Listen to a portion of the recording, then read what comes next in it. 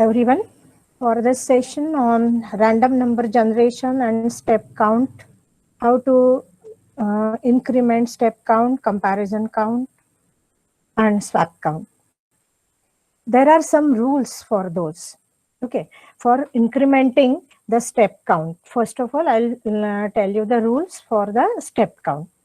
Remember, for every executable statement, the step count should be incremented.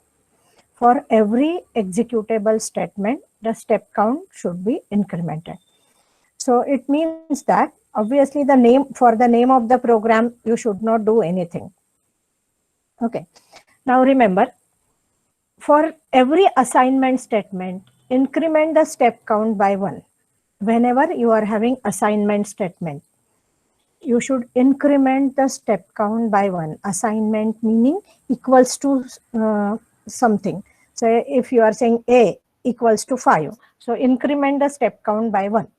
So whenever you are making any assignments, any equals to sign is appearing, immediately after that statement, you should put step count plus plus.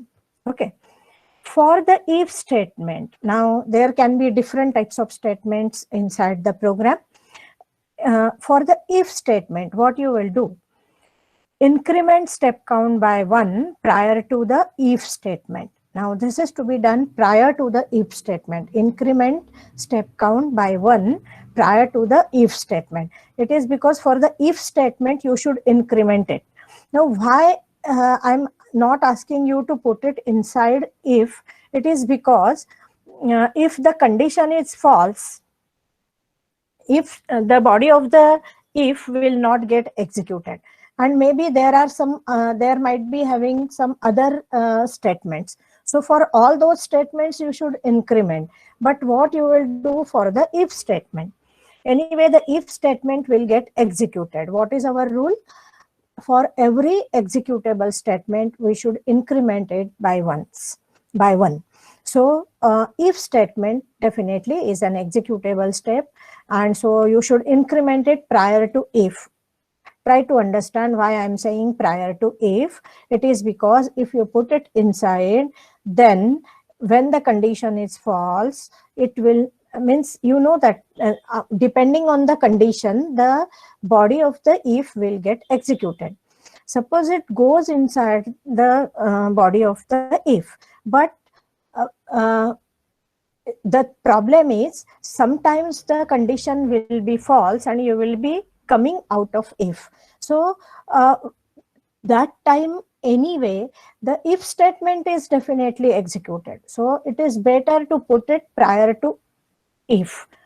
Remember, if is not a loop. So I'm not asking you to put it inside the body of if. And there can be else statement also. So sometime the first part, that is if part, may get executed. Sometimes else part may get executed. So it is better to put prior to the if statement. Okay. So that, and you can put a comment, you can write a comment over there that this is for the if statement. Okay. Now for the for statement, what you should do? Increment the step count by 1 inside the for loop. Inside, this is a loop. Okay. So I cannot put it prior to for, because for statement may get executed several number of times. And if I put it prior to for, what happens? Only once it will be incremented. Suppose for loop is getting executed. The body of the for loop is getting executed 10 times. The body of the for loop is getting executed 10 times. Okay. Now, what I need to do, if I put it prior to for, only once the step count will be incremented. So what I do, depending upon the loop, depending upon this loop, the step count should be incremented. So actually it should get incremented 10 times because 10 times the for loop is executed. Now actually, to tell you the truth, for loop, if the body of the loop gets executed 10 times, the for statement gets executed 11 times. That is the thing. Always you will observe, till the condition is true, it gets executed. When it becomes false, it is exited. The for loop is exited. Now what happens if when the condition is false, automatically it comes out of the for loop. But still that time also the for statement is executed. It is just like if. When it is false, still if statement is executed. So what we do, once we put it inside the for loop, that is step count plus plus, and we put once outside the for loop. We put once outside the for loop. Okay. So that is how the total count will become 11.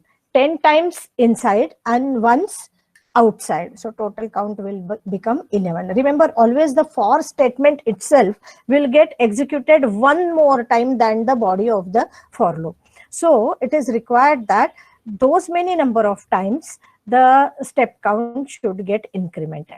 That is why I said those many number of times it should be put inside, not number of times, only once. If you put, automatically it will get incremented those many number of times. And if you put once outside, the total count will match with the number of executions of the for loop. Okay.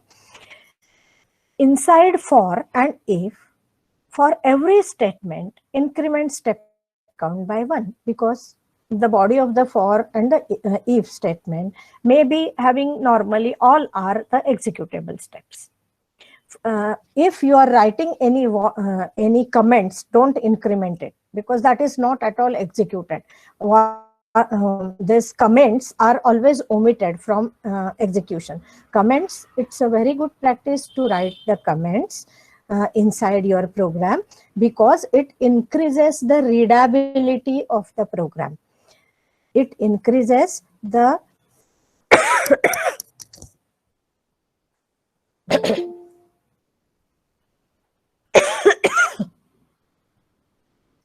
it increases the readability of the program. And so it's a very good practice to put the comments. But remember, the comments are never getting executed. Okay. So how you write the comments in C? /*/. I hope you remember. Okay. So the comments are not executed, and so you don't have to increment anything for the comments.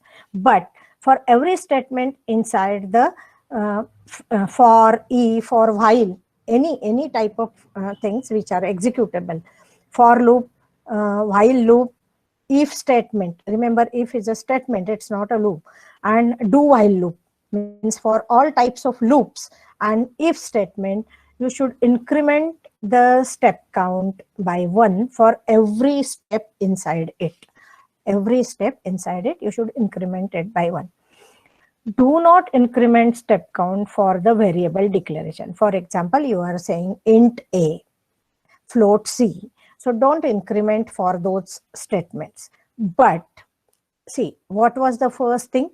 For the assignment statement, increment step count by 1. Now, sometimes what we do, we declare the variable, and that time itself you assign some value to it. You initialize the variable. For example, you can say int I equals to 0. Fine. So for that equals to sign, you need to increment the step count. Okay. But you are not incrementing it for the variable declaration. There can be 3, 4, 5, 7 variables. So you should not increment it 7 times. But only for the assignment step, you should increment it once. Okay. That should be put after the declaration, because inside the declaration itself, declaration of the variables itself, you are initializing that. So fine, you can write the step count plus plus statement after the declaration statement. For the return statement, we come across the return statement. Whenever we are writing the functions, at the end of the function, we are writing the return statement. So whenever we are writing the return statement, the control is returned back to the caller program. So for example, from main function, you might be giving call to some function, say insertion sort, bubble sort, radix sort, whatever you are trying to execute. So what happens? at the end of that, you will be having one return statement. Now, as soon as you write the return, this, remember, this is an executable step. So we should increment the step count. And but what happens as soon as you put return statement, immediately, whenever it is executed, immediately the control is returned back to the caller. Caller means the main program in our case. Okay, so automatically that incrementation will not happen, and that is why we should put it prior to the return statement. Prior to the return statement, increment step count by 1.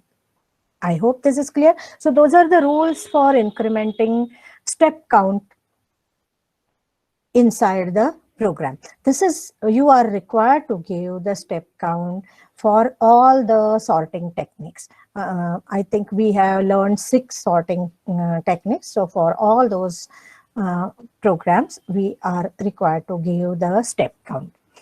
Remember, I'll tell you what is the purpose behind writing the step count. Okay, that is indicating the number of executable steps, and that is how we are finding out the total time required for that program. So we are trying to find it out using the time complexity of the program using the step count. Okay, so what happens? This is to be done only inside the functions. Don't do it inside main, because your functions, what they are doing, they are sorting the numbers. So we just want to find out how much is the time requirement for the sorting function, and that we are calculating by using the step count. At the end, you need to display the step count. All the 3 counts you need to display. Okay, so please remember, this should not be put in main, not for a single statement. You should put it inside the main program, but only inside the functions we should put the step count. Okay, the first step should be inside the function. The first step can be step count equals to 0, comparison count equals to 0, and whatever, or otherwise you can initialize those inside main. And for these steps, you should not increment the step count, comparison count, any count. Okay, so because that is not the real part of the program, we are introducing this step only because of what? We just want to find out how much time that program is taking for the execution. Okay, so I hope those rules are clear. I'll show you all those rules inside the function. But prior to that, let us check the rules for comparison count and swap count. Those are fairly simple. For every comparison of elements, increment the comparison count by 1. Okay, for every comparison of elements, whenever you are performing comparison of elements, for example, inside if statement, you just check AI greater than AI plus 1.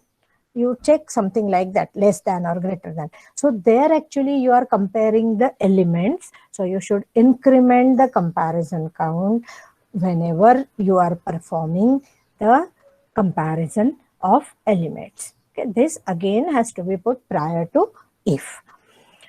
For every swapping of elements, whenever you are performing swapping, means see, I'll tell you the example of swapping. You take one temporary variable, suppose AI and AJ you want to swap. So what you do, you take one temporary variable, you copy say AI into this one, that temp.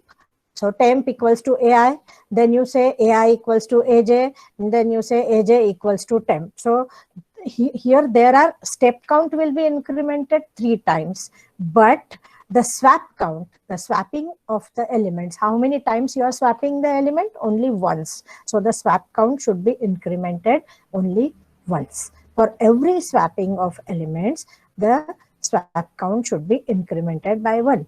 Remember, in insertion sort, actually speaking, you should find out where actually you are doing the swapping. We are shifting the elements, but just check if we are performing swapping. If there is any swapping, then only increment the swap count. Shifting is different. There you don't need any temporary variable. Okay, and what you do, you just keep on shifting it one location ahead or backwards. Actually, that is what we are doing. You're shifting backwards whenever you want to create space for some incoming value, some new value. So you might be shifting one thing backward or forward. That happens in insertion sort. So be careful while giving the swap count in insertion sort. Okay, so those are the rules for the giving the step count, comparison count, and swap count. Okay, now we will see all those three things inside one program along with that random number generation. You were asking me about the random number generation, so I'll show you how to do it. See, this is a bubble sort program. As I had mentioned, the same thing, you can declare, see, the count should not be incremented for this declaration, I, j, whatever variables you are declaring. Okay, so you should not increment the count for those, and also you should not increment the count for this. It is because we are doing this only for the sake of the program. Actually, our intention is to find out the time complexity of the program of bubble sort. This is not really the part of the bubble sort. So only whatever is there inside bubble sort, only for that we should increment the step count, swap count, and comparison count. Don't increment it for those three steps. Okay. Now, as I had mentioned, for I equals to 1, I less than n. This is just some program. Today only I had wrote that thing. I'm just showing you how to increment that thing. I equals to 1, I less than n, I plus plus. Suppose that is the step I'm writing. Okay. Now, what is the rule for the for loop? Once inside and once outside the for. So once I'm writing inside the for, step count is incremented. Okay. And here another for loop. So for that we are writing step count plus plus. So for this step count is incremented, and for this step count we are incrementing. Now, why those two, comparison count and step count? I'll show you. It is for the if statement. The rule is we should put it prior to if. So here actually you are comparing AJ and AJ plus 1. So you are comparing the two elements, as well as this is an executable step. So we are incrementing step count by 1. We are incrementing comparison count by 1. Okay, that is for the if statement. Now, for every statement inside the inside the if statement, you should increment it once. So we are incrementing swap count. Swap count is actually you are exchanging, you are swapping the two elements. So inside if only, swap count should be incremented only inside if. Okay, so this is swap count plus plus. T equal to AJ. This is executable step. See, remember, only once the swap count is incremented, but for the three executable step, T is temp. So this and this 3 times you are incrementing the step count. Got it? So I think you should stick to the rule. And now for this printf, actually you don't have to increment the step count or anything. This is just at the end of the function, you are printing the step count, comparison count, and swap count. Okay, one thing has not been mentioned over here, actually that should be there. Once inside the for loop and once outside the for loop. So where this for loop, wherever it is ending and wherever this is ending, we should increment the step count by 1. So this is the end of if ends over here. So here Actually, this is end of the inner for loop. This is end of the outer for loop. So here, actually, I should write step count plus plus, and here also I should write step count plus plus. I hope those things are clear. Okay. I just forgot to increment it over here. I should put once here step count plus plus, and once over here step count plus plus. Okay. So this step count, swap count, and comparison count you should only write inside the functions. For the steps inside main, you should not increment the step count. Okay, got it? So I'll show you the main function also, because you are interested in that random number. See this. Here, there is no step count, swap count, or comparison count. At the most, if you want, you can initialize those step count, swap count, and comparison count to 0 here if you want. Okay, that will do. But don't increment for any of the steps over here. Now, enter how many? We are declaring array of 1000. It is required because I asked you to find out the time requirement for 1000 numbers. For 1000 numbers, you should find out the time requirement. Okay. Now, if you just want to test the program, you can give any value of n. But for the real execution of the time complexity, you should give a big number, and that is why I am asking you to generate 1000 numbers. So for actually, when you are executing the real program, you should not give a smaller number, give 1000 over here. So, and see, have a look at this array_nd function. Okay, this is required. This array_nd, what it does? Random number generator. This is array_nd function mod 200. You can take mod of 1000 also. It will be good if you are taking mod of 1000. What happens? It will find out the random number in the range 0 to 999. It will find out the random number in the range 0 to 999. If you give 200, it will generate the random number in the range 0 to 199. So remember, if it is always better if this is 1000, and here also you should put 1000, so that typically the repetition of the numbers will be less times the numbers will be repeated, and so better to put 1000 here. This is the mod operator, rand mod 1000. So whatever is the number generated, you should put it inside AI, I equals to 0. Then the next number will be, I becomes 1, the next number will be generated, so on and so forth. Because in C, the array starts from 0 to 999. We are checking here I less than n. I hope that is clear how to make use of array_nd. Actually, there are 3 random number generators. I told you: random, randomize, and array_nd. So here I am showing you the use of array_nd. Okay, so you yourself should find out. Now you are reaching in the next class. Actually, you are students of SY, so you should know. You can try out some thing of your own. So I'm asking you to do that as an exercise, randomize and random. Okay, and this, how to check it? Using man and array_nd. It will give you the details of how to make use of array_nd. If you say man random, if it randomize, so it will give you the usage of randomize. Okay, whichever function you write, it will give you the syntax as well as where it is declared. Whichever place it is declared, you need to include that file. Remember, hash include that file.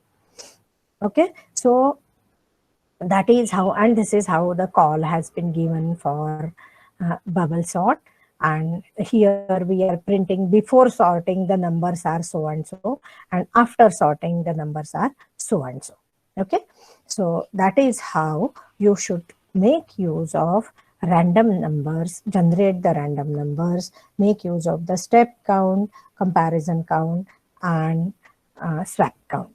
I think it is clear to you. If you have any doubts, any times you can ask me.